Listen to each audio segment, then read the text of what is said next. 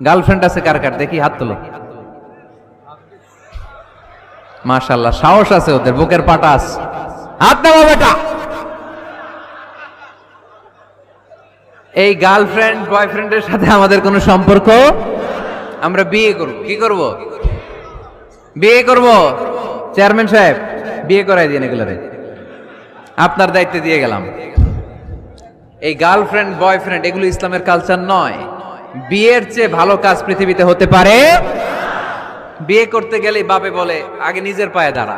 তো এতদিন ও কার পায়ে দাঁড়াইছে? ছেলে মেয়েদেরকে সাহস দেন, ছেলেও পড়বে।